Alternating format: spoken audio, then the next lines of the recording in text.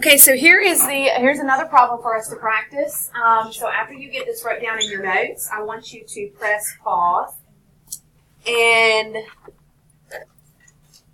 try it on your own before watching us work this out. So I want you to try this on your own first, and remember, it's okay if you get it wrong. The biggest thing here is that you're learning to process and using some of the skills that you've learned over the last couple of days.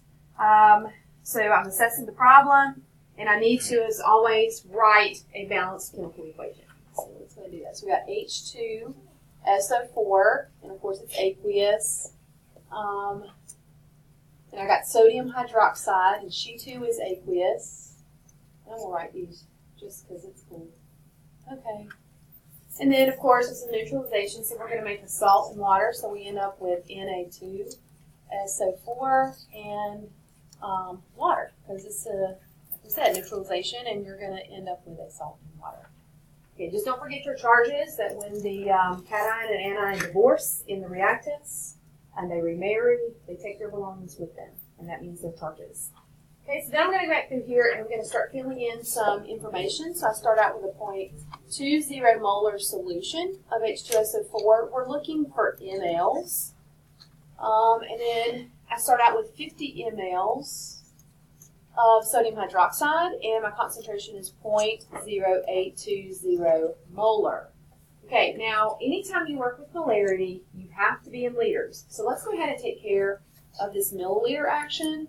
So there are 1,000 milliliters in 1 liter, and of course that leaves me with 0.0500 liters. Okay, I'm going to put it in my note, make sure I do that I am on point. Okay. Bless you. Okay, so now that I am in liters, I can now work with molarity, because remember that molarity is moles per liter. And so if I'm looking at this, it looks really cool that I can cancel these out. So let's try it. I'm just going to write this right here. I'm going to show my work so that you guys can see this. I'll put X because I don't know what the number of moles are, but I do know what my volume is. Okay. It's 500 liters. Okay, so then we just solve for X, and we end up with, let's see, I've got it worked out. Here. When I algebraically work this out, of course, you're going to end up multiplying so that your liters will cancel. So when I have 0.0041, and I'm going to ask my audience members to kind of go back behind me and just double check and make sure that calculation is correct. Because sometimes I go really fast, like trying to get through this, and I might mistype something, okay? All right, so now that I'm in moles of sodium hydroxide, and once in moles, we can go anywhere we want to. I'm going to go back to my equation, and I've almost made a fatal error. I've almost forgotten to balance it. So let's go ahead and balance. Let's make sure that we are good. I need a 2 because of the 2 sodiums, 1 sulfate, 2 hydrogen. So we're okay. So we'll go over here, and I'm going to say 0.0041 moles of sodium hydroxide. And remember, to go from moles of one substance to moles of another, we're going to have to use our coefficient. So for every 2 moles of sodium hydroxide I have in the reactants, I have 1 mole of H2SO4.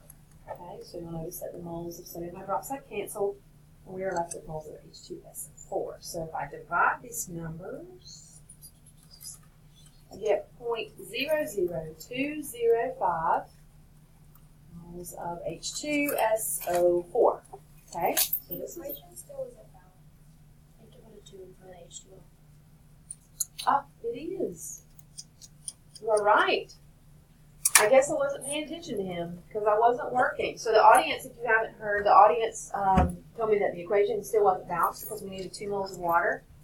And I wasn't paying attention to him because I was working with this fella here. So I got lucky in that one that someone was overlooking my work.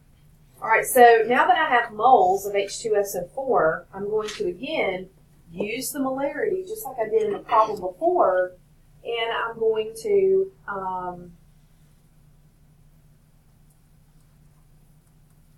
solve for its volume.